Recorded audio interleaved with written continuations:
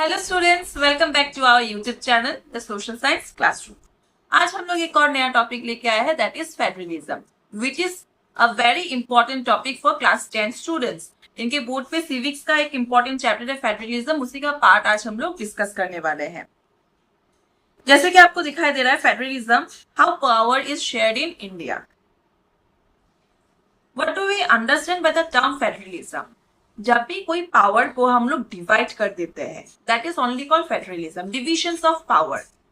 जैसे कि you can see power split between the centre and the state. हमारे India में सेंट्रल गवर्नमेंट है and then we have state government.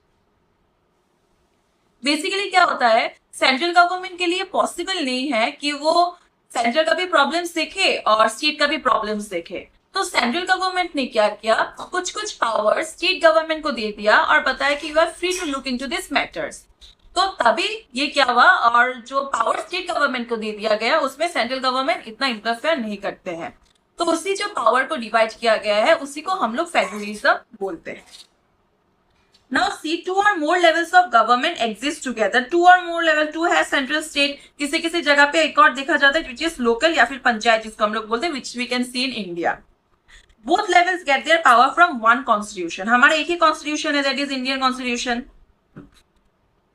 और ये इंडियन कॉन्स्टिट्यूशन से ही ये तीनों इनको पावर मिलता है। क्या क्या उनका पास पावर है? Everything is been written down in the Indian constitution. Neither level can simply overrule the other. ऐसा नहीं है कि सेंट्रल गवर्नमेंट के पास मर्जी हुआ तो वो स्टेट गवर्नमेंट को रूल करना शुरू कर दिया, कंट्रोल करना शुरू कर दिया, स्टेट गवर्नमेंट का मन हुआ तो लोकल्स को रूल करना शुरू किया, कंट्रोल कर दिया। नहीं, तीनों का या बेसिकली दोनों का अलग अलग पावर है, उसको टोटली डिवाइड कर दिया। No one can interfere in each other's decision making process. Clear? Now see remember, India has one PM, a CM for every state. हमारा एक पीएम है और हर स्टेट के लिए we have one chief minister.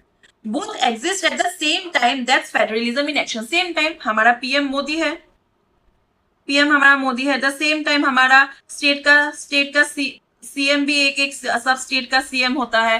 तो ये पता है पीएम और सीएम हमारा एक ही टाइम में चलता है, दोनों का अलग अलग पावर है, that is only known as federalism. Why do we need federalism? Federalism का जरूरत क्यों है? क्या हर देश में फेडरलिज्म है? नहीं। तो why India choose federalism?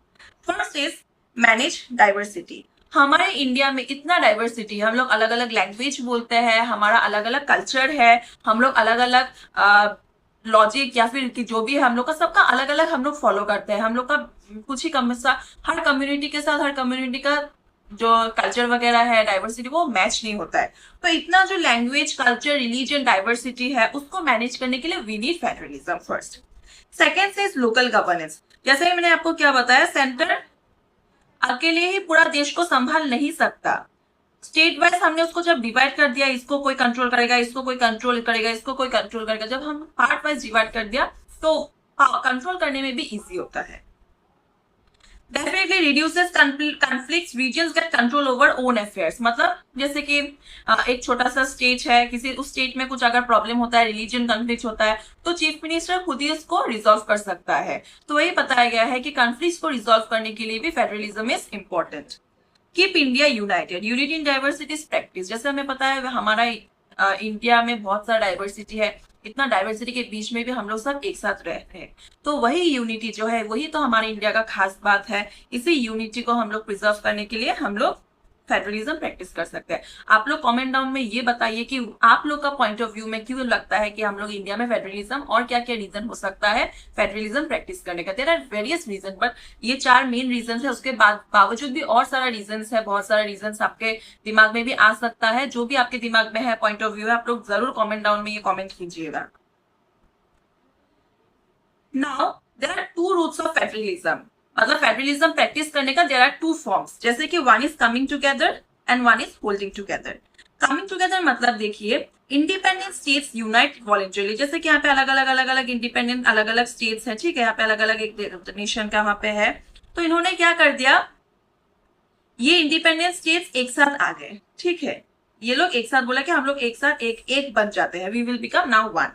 लेकिन ऑल स्टेट्स गेट रफली इक्वल पावर, सबके पास इक्वल पावर, इसके पास जो पावर इसके पास भी वही पावर, इसके पास भी वही पावर है, इसके पास भी वही पावर है, हम लोग एक तो हो गए लेकिन सबका इक्वल इक्वल पावर है। मैं अगर 100% powerful, you are also 100% powerful, ऐसा नहीं है कि यू आर 50 आई एम 50, ऐसा नहीं है। तो वो लोग बोला कि हम लोग सब पावरफुल एक साथ आ जाते हैं, और बेसिकली वो लोग क्या करते हैं, वो लोग एक साथ इसीलिए आते हैं ताकि वो लोग एक साथ मिलके एक यूनिटी बन सके, या फिर कभी दूसरा कोई देश अगर अटैक भी कर दे तो वो लोग के बीच में एक यूनिटी रह के वो लोग काउंटर अटैक वगैरह कर सके, तो इसलिए ये कमिंग टुगेदर फॉर्म करते हैं। तो इंडिपेंडेंट नेशंस जब एक साथ आके अपना एक नेशन खुद का बना लेते हैं, फेडरलिज्म पावर, उसी को हम लोग कमिंग टुगेदर बोलते हैं।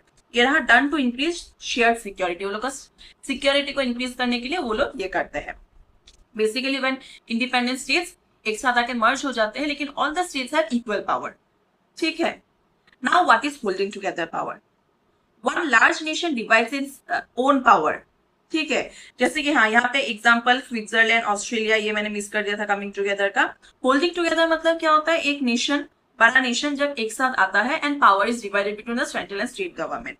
जैसे कि central usually stay stronger than the states done to manage regional diversity, मतलब सेंट्रल एंड स्टेट में हमने पावर डिवाइड कर दिया, जहाँ पे central government is more powerful और स्टेट गवर्नमेंट को कुछ पावर्स दिया गया है। जैसे कि हमारा India, Spain, Belgium is following holding together government. याद रखना है होल्डिंग टुगेदर जहाँ पे इंडिया, जहाँ पे हम लोग का power is divided between the central and state, and central government is more powerful than the state government. Where coming together क्या होता है, जहाँ पे इंडिपेंडेंट स्टेट्स एक साथ आते हैं, आने के बाद they become merge together for security purposes, and वो लोग इक्वल पावर्स शेयर करते हैं, किसी के पास ज्यादा होगा किसी के पास कम होगा, no, they share in equal power. That is the difference between coming together and holding together federation, ये आपको याद रखना है। Now key features of federal system. Federal system का कुछ कुछ मेन फीचर्स होते हैं। There are 2 or more levels of government, state, central, local. Constitution can't be change by one side alone, central government का मन हुआ तो वो कॉन्स्टिट्यूशन अकेले चेंज नहीं कर सकता, सिटी गवर्नमेंट का मन हुआ तो कॉन्स्टिट्यूशन अकेले चेंज नहीं कर सकता, they have to sit together to change the constitution if they want to. Each level has its own source of revenue, कहां से उनका टैक्स वगैरह कैसे क्या अर्निंग होगा वो अपना अपना है, सेंट्रल का अलग है, स्टेट का अपना है। Powers clearly listed in the constitution, state government का क्या पावर्स है, सेंट्रल गवर्नमेंट का क्या पावर्स है, वो कॉन्स्टिट्यूशन में लिस्ट डाउन किया गया है। Judiciary settle centre state dispute, centre और स्टेट का अगर कुछ झगड़ा होता है तो उसके बीच में कौन आता है, उसके बीच में जुडिशियरी आता है to resolve the dispute. Balances national unity plus regional diversity, एक एक अलग रीजनल है उनका डाइवर्सिटी को मेंटेन करता है, और हमारा जो नेशन का यूनिटी है उसको बाइंड अप करता है with the process of federalism. Now federal versus unitary system. Federal system में क्यों हम लोग बेटर बोल सकते हैं rather than unitary system. Federal system we all know, अभी समझ में आ गया, when the power is shared between the central and the state. Now what is unitary form of government, या फिर यूनिटरी सिस्टम क्या है?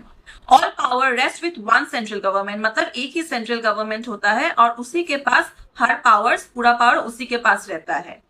सब यूनिट्स कैन बी ओवररूल और डिसम्यूट, अगर इसके अंडर में कुछ सब यूनिट है कि हाँ इसके अंडर में ये हमने अलग अलग बना दिया जिसके पास पावर्स होगा, लेकिन इनके पास जो पावर्स है इन पावर्स को भी कंट्रोल कर सकता है सेंट्रल गवर्नमेंट, या फिर उन्होंने अगर कुछ डिसीजन लिया है तो सेंट्रल गवर्नमेंट उनको ओवररूल कर सकते हैं, जैसे कि यूके, फ्रांस, चाइना, जापान। तो इसीलिए हम लोग बोलते हैं कि federal government is more better form of government as we practice in India. और यूनिटरी में क्या होता है, यूनि मीन्स हमें समझ में आता है, यूनि मीन्स वन, तो वहीं पे जहाँ पे वन काइंड ऑफ गवर्नमेंट मतलब पावर में रहता है उसी को हम लोग यूनिटरी सिस्टम बोलते हैं।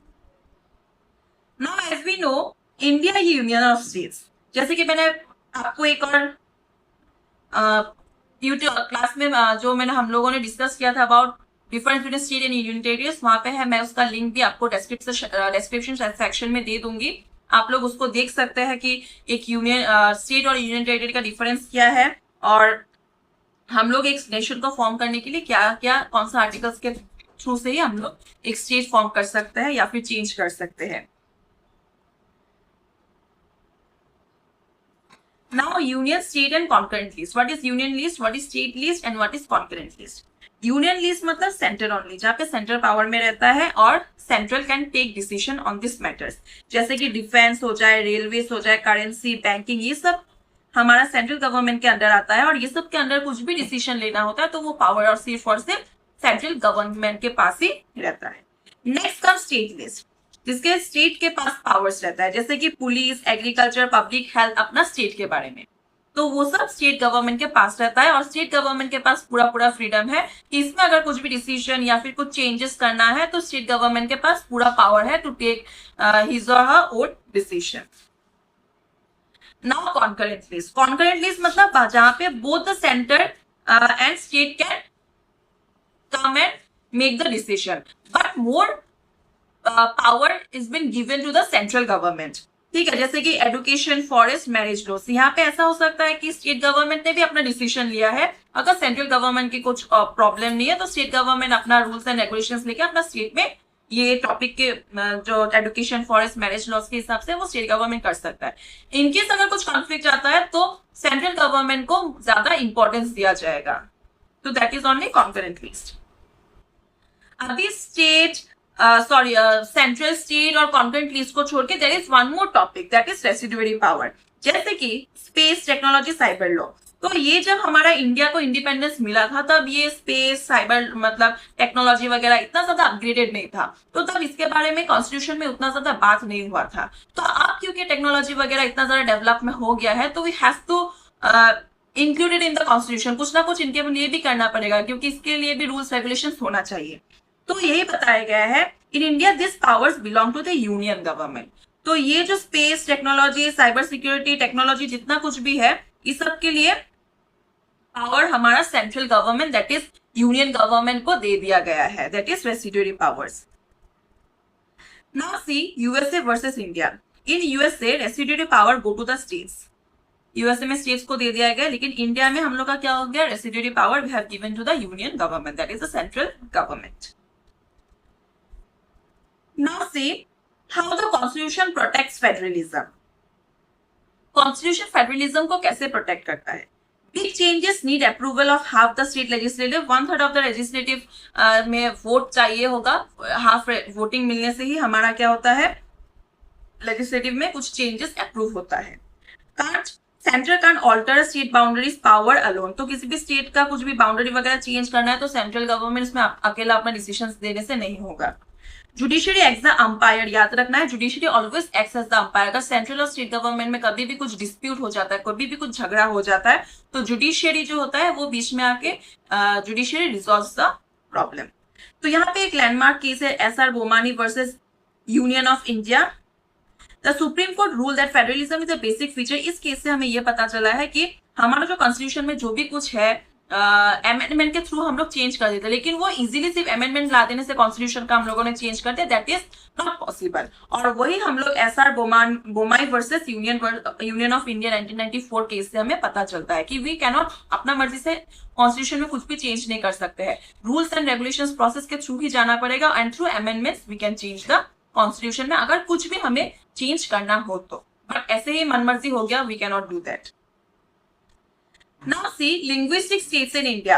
हमारा जब इंडिया को इंडिपेंडेंस मिला था, व्हेन वी डिसाइडेड कि हम लोग का स्टेट्स वगैरह बनाना है, अलग अलग कुछ ब्रिटिशर्स चले गए हैं, कुछ स्टेट्स ऐसे तो ब्रिटिशर्स के अंडर थे, कुछ थे आपके जो प्रिंस थे, राजा थे, उनके अंडर में था, प्रिंसली स्टेट्स थे, तो अभी सबको मर्ज करना है। तो तभी बहुत सारे डिसीजन लेने के बाद मतलब फर्स्ट जो लीडर्स थे उनको लगा था कि on the basis of language अगर हम लोग स्टेट को बनाएंगे तो उससे ज्यादा कॉन्फ्लिक्ट होने का हो सकता है, बट देन आपका बहुत सारा प्रोटेस्ट वगैरह ये सब बहुत कुछ होने के बाद फिर लिखा गया कि हाँ ठीक है, ऑन द बेसिस ऑफ हम लोग अगर लैंग्वेज के बेसिस में अगर हम लोग स्टेट को रिकॉग्नाइजेशन देंगे तो बाद में देखा गया है कि इट इज अ गुड, मतलब अच्छा ही लोग अच्छे से रहना स्टार्ट कर दिया। जैसे linguistic states in India, state reorganisation act 1956, boundaries redraw by language के हिसाब से हम लोग स्टेट्स को रीड्रॉ करना शुरू कर दिया। Feared this might divide India, it actually made it more united. पहले लीडर्स ने यही डर रहा था कि लैंग्वेज के बेसिस में शायद डिवीजन हो जाएगा, बट इससे ज्यादा यूनाइटेड होने लगा लोग। Later speech Gujarat and Maharashtra 1960, more recent Chhattisgarh, Uttarakhand, Jharkhand, Telangana. तो ये सब रिसेंट कुछ स्टेट्स है जिनको स्टेट के लैंग्वेज के हिसाब से डिवीजन किया गया है एंड लेटर देखा गया they are more united together. How India handle the language question. Language का क्वेश्चन को इंडिया ने कैसे हैंडल किया था। India has no national language. याद रखना है, इंडिया के पास कोई नेशनल लैंग्वेज नहीं है। Hindi is the only official language of the central government. हमारा एक ऑफिशियल लैंग्वेज बनाया गया है, that is Hindi. States are free to choose their own official language. हर स्टेट के पास अपना फ्रीडम है कि उसका अपना ऑफिशियल लैंग्वेज कौन चूज करता है। जैसे आसाम में असमीज चूज कर सकता है, मणिपुर में मणिपुरी चूज कर सकता है, वेस्ट बंगाल में बंगाली चूज कर सकता है ऑफिशियल लैंग्वेज। तो स्टेट गवर्नमेंट के पास अपना पावर है कि वो अपना ऑफिशियल लैंग्वेज खुद चूज कर सकता है, but central government has chosen Hindi as the official language, and there is no national language in India. Now see, English also continues to be used alongside Hindi. हिंदी के साथ साथ हम लोग इंग्लिश भी as a official language use करते हैं। 8th schedule recognises many Indian languages. तो हमारा इंडियन लैंग्वेजेस में 8th शेड्यूल के अंदर मैनी शेड्यूल लैंग्वेजेस को रिकॉग्नाइज किया गया है। Decentralisation of powers. पावर्स को डिसेंट्रलाइज मतलब अलग अलग में डिवाइड कर दिया। सेंट्रल और स्टेट तो था हमारे पास, अभी देखो power shifted from central state to local government. हमारे पास सेंटर था, फिर स्टेट आया, उसके बाद हमने लोकल गवर्नमेंट बना दिया। People understand local problem best. जैसे कि लोकल गवर्नमेंट अभी सेंट्रल के यहाँ पे आके देख सकता है, अगर मैं लोकल का ही अपना एक गवर्नमेंट बना देती हूँ जहाँ वहां के कुछ लोग मिलकर अपना गवर्नमेंट बनाएंगे, तो जो लोग वहां पे रहते हैं वहां का प्रॉब्लम उनको ज्यादा बेटर अच्छा से पता होगा। तो इसीलिए बताया गया है कि लोकल गवर्नमेंट में हम लोग लोकल लोग को ही दे दिया गया है ताकि वो लोग अपना एरिया का प्रॉब्लम को बेस्ट जान सके और बेस्ट वे में उसका सोल्यूशन निकाल सके। So under 73rd amendment in the year 1992 हमारा पंचायती राज सिस्टम लाया गया था, which is also known as rural government. Panchayati raj system जहाँ पे 5 इलेक्टेड मेंबर्स होते हैं जो एक विलेज को रूल करते हैं। देन अगेन 74th अमेंडमेंट के साथ म्यूनिसिपैलिटीज लाया गया है फॉर अर्बन लोकल गवर्नमेंट। जो अर्बन सिटीज वगैरह है वहां पे म्यूनिसिपैलिटीज लाया गया है अंडर 74th। और 73rd पे क्या लाया गया है? पंचायती राज सिस्टम। 73rd याद रखिए, Panchayati Raj for rural and 74 municipalities for urban, both in the same year 1992। अभी tier of the Panchayati Raj. Panchayati Raj का क्या सिस्टम है? ग्राम पंचायत होता है मेन विलेज लेवल में, उसको डिवाइड कर दिया गया है पंचायत समिति में जो ब्लॉक लेवल में आ जाता है, उसके बाद आ जाता है जिला परिषद डिस्ट्रिक्ट लेवल में। तो ये अलग अलग लेवल में पंचायती राज सिस्टम को डिवाइड कर दिया गया ताकि और बेटर वे में रूल कर सकते हैं। जैसे देखिए इलेक्शंस भी कंपलसरी है उसका। 1/3 seats reserve for women, seats reserve for SC ST OBC। आपके बुक में बेल्जियम एंड श्रीलंका का एक केस स्टडी है, इसके बारे में हम लोग और डीपली डिस्कस करेंगे, एज ये आपका टॉपिक का एक मेन पार्ट है। वो मैं सुन डिस्कस करके उसका भी हम लोग एक वीडियो बना लेंगे, लेकिन अभी शॉर्ट में केस स्टडी में हम लोग इसको पढ़ लेते हैं। Belgium versus the Sri Lanka. हमें पता है कि बेल्जियम में जैसे हमारे इंडिया में डाइवर्सिटी है, कल्चरल डाइवर्सिटी, वहां पे भी डच, फ्रेंच, ये लोग बहुत अलग अलग स्पीकिंग लोग थे। सेम श्रीलंका में भी थे। तो बेल्जियम में जैसे कि आपको पता है कि वहां पे फ्रेंच स्पीकिंग, डच स्पीकिंग अलग अलग डाइवर्सिटी के लोग हैं, तो सेम श्रीलंका में भी अलग अलग डाइवर्सिटी के लोग थे। तो बेल्जियम में अलग अलग डाइवर्सिटी के लोग होने के बावजूद भी उन्होंने क्या किया कि हाँ अलग अलग लोग हो ही सकते हैं, मेजोरिटी माइनॉरिटी हो ही सकते हैं, हम लोग मेजोरिटी और माइनॉरिटी को एक साथ रह के लाके एकोमोडेट फॉर्म ऑफ गवर्नमेंट उन्होंने चूज किया। ठीक है, प्रैक्टिस एकोमोडेशन, मतलब हम लोग सब एक साथ मिलकर अपना गवर्नमेंट सिस्टम बनाएंगे, सब लोग को इक्वल पावर देंगे, जो माइनॉरिटी है उनको रिजर्व सीट्स देंगे, तो उन लोगों ने एक साथ मिलकर लाया। पर श्रीलंका में क्या किया? श्रीलंका में मेजोरिटी में सिन्हालास थे और तमिलियंस कौन थे? वो लोग माइनॉरिटीज में थे। तो उन्होंने क्या बोला कि हम लोग मेजोरिटी में है तो हम लोग को ही पावर में रहना है, क्यों माइनॉरिटीज को हम लोग कुछ भी दे। तो जो माइनॉरिटीज था उनको गवर्नमेंट जॉब वगैरह रहने का देने का एकदम पूरा बकवास करते थे, जिसकी वजह से उन लोग का श्रीलंका में सिविल वार हो गया था। तो यही देखा गया था कि जब वो लोग मतलब रिफ्यूज किया कि हम लोग माइनॉरिटीज को पावर नहीं देंगे, मेजोरिटी पावर में रहेंगे, मेजोरिटी और माइनॉरिटी करने गया तो सिविल वार होके सब खत्म हो गया। तो रेदर बेल्जियम ने क्या किया, अपने साथ सबको मिला के रहा, तो उनका भी जो गवर्नमेंट सिस्टम है प्रॉस्पर किया, पर श्रीलंका का टोटली डाउन हो गया। Now 5 things to remember. Federalism मतलब एक कॉन्स्टिट्यूशन में पावर डिवाइड होना। 3 लिस्ट होता है, union list, state list, concurrent list. Judiciary protects the federal balance. Balance मतलब जब भी झगड़ा वगड़ा होता है उसको मेंटेन करना। 1956 में हम लोग को state reorganisation on the basis of language में दिया गया। 1992 में 73rd एंड 74 एडमिनिस्ट्रेटिव अमेंडमेंट्स लाया गया था, जिसमें लोकल सेल्फ गवर्नमेंट को लाया गया। और इसके साथ हमारा टॉपिक खत्म होता है यहीं पे। अगर आपका कोई डाउट है इस टॉपिक में और तो फिर जरूर कमेंट सेक्शन में कमेंट कीजिएगा, और मैं इस PDF का लिंक डिस्क्रिप्शन सेक्शन में दे दूंगी। और इसी के साथ thank you students do like, share and subscribe and comment अगर आपका कुछ भी है तो। और आपको अगर फर्दर और इस टॉपिक में और कुछ जानना है तो कमेंट सेक्शन में कमेंट कीजिएगा। Thank you for watching students.